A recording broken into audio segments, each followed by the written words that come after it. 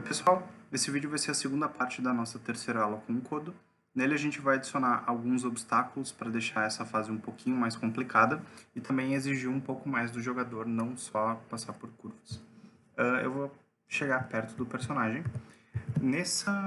Para criar os obstáculos, eu vou adicionar algumas pedras. Na verdade, a gente vai começar só com uma, eu até peço e recomendo não criarem várias pedras, porque tem uma maneira diferente de se trabalhar com elas que eu vou ensinar daqui a pouquinho. Então, vou vir aqui na ferramenta de objeto, vou clicar aqui, vou vir aqui na categoria de Rocks. Tem algumas pedras diferentes, então a gente tem um iceberg, a gente tem uma pedra sedimentar, que seria mais próximo de montanhas, a gente tem pedras ígneas, que são mais próximas de vulcões, e a gente tem pedra, seria uma pedra, tipo pedra mesmo. Então, vou selecionar ela, pode ser qualquer uma. A gente pode até trocar a cor dela, então, por exemplo, colocar talvez vermelha, roxa, talvez, só para testar. Não muda muito a cor, porque ela já tem uma cor base mais bem definida, mas dá um toquezinho diferente. Eu vou fazer uma programação nela já, depois eu explico mais um pouco sobre o conceito de creatables, que a gente vai usar bastante daqui para frente. Então, botão direito e program. O que eu quero dessa pedra é que quando o jogador bater nela, ele freie. Então aqui eu vou fazer a configuração de quando a pedra bater no jogador com o bumped, que seria encostar. Eu vou dizer o meu jogador, então aqui é importante dizer qual é o teu personagem. Se for o Codo, bota o Codo, se não, bota os personagens diferentes. Então eu vou vir aqui em bots e eu vou colocar o Cycle, que é o meu personagem. Quando a pedra bater no Cycle, o que ela vai fazer? Ela vai vir aqui na categoria de combate e a gente tem algumas propriedades especiais que a gente pode aplicar em outro personagem, ou até mesmo em quem tu está programando. A gente pode curar de dano, a gente pode causar dano, a gente pode fazer desaparecer, explodir, esmagar, derrubar ou atordoar. Dano a gente não vai utilizar nessa fase, nesse jogo, porque o propósito do nosso personagem não é morrer. A gente não perde morrendo, a gente perde não conseguindo chegar a tempo.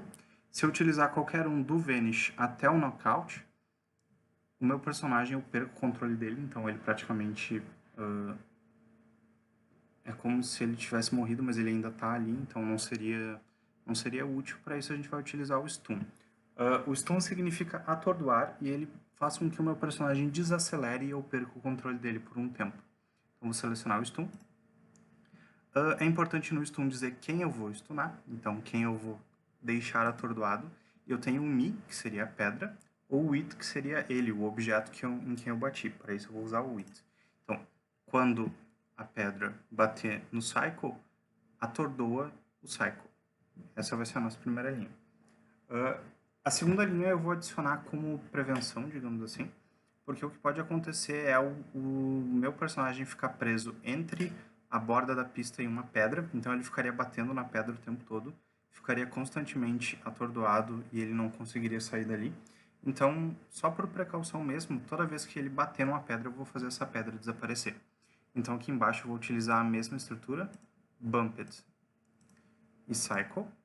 E para mandar a pedra desaparecer, eu vou em combate usar o Vanish, que seria sumir ou desaparecer. Só que daí eu vou utilizar o Mi, que daí vai se aplicar na pedra. Então eu vou testar isso agora. Vou vir aqui, bater na pedra, e a pedra desaparece. O meu Cycle também recebe um brilho especial. Eu vou colocar, na verdade, a pedra na frente dele, só para testar melhor. Esse brilho especial indica que eu perdi o controle dele. Então eu vou ficar agora constantemente apertando o W e vocês vão perceber que eu desacelero. Eu também não consigo controlar ele enquanto ele está brilhando. Desacelerei. E agora eu posso acelerar de novo. Isso porque o stun dura em volta de 1 segundo, não saberia dizer exatamente quanto. Mas a partir disso eu já posso reacelerar. Se eu começasse a copiar essa pedra, eu teria um problema. Por quê? Porque, por exemplo, se eu clicar aqui, ó, botão direito, copy, e botão direito aqui, paste, eu colei essa pedra, eu colei uma cópia dela, que tem a programação dela, então as duas funcionam. Mas, se eu adicionar qualquer programação aqui, como por exemplo, tem mesmo um shot, só para testar. Nessa pedra, qualquer tipo de programação, ó, a pedra está tirando. Essa pedra que foi copiada da pedra da esquerda, ela não recebe essa programação. Então, elas são entidades, elas são objetos separados. Tem uma maneira de eu reverter isso. Como eu vou fazer isso? Eu vou clicar com o botão direito, Cut, para tirar isso daqui. Essa pedra tem como ser marcada com a propriedade Creatable, que eu vou mostrar aqui agora. Então, botão direito, Change Settings. Eu já vou até aproveitar e marcar duas opções nessa pedra. Eu vou marcar Immobile, que seria imóvel, para ela não se movimentar se qualquer outra coisa bater nela que não seja o jogador. Então, por exemplo, um inimigo bateu nela e ele moveu a pedra. Não quero isso. Invulnerable, que seria invulnerável. Minha pedra não pode morrer ou sofrer dano. Se eu marcar isso e um inimigo atira no jogador, se esse tiro bater na pedra, a pedra está tudo bem. Então ela não vai receber dano. E aqui a gente tem o Creatable. Creatable é muito importante, como eu falei. Ele vai marcar o personagem como criável. Então ele pode ser replicado e também criado por outros personagens. Eu posso criar uma fábrica de personagens se esse objeto for marcado como Creatable. Essa ideia da fábrica de personagens eu mostro um pouco depois, nas próximas aulas. Mas eu vou marcar aqui o Creatable e eu vou apertar ESC. Agora que ele está marcado como Creatable, duas coisas acontecem. Primeiro, ele recebe esse brilho verde. Se eu não tenho o mouse por cima, ele brilha em verde.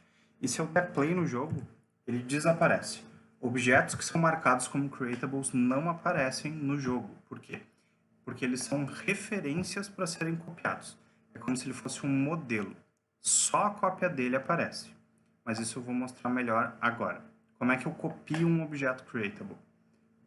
A mesma ideia, eu passo o mouse em cima, clico com o botão direito e com o botão esquerdo em Copy. Muito cuidado para não clicar em Cut, senão vocês cortam essa pedra e tem que fazer de novo.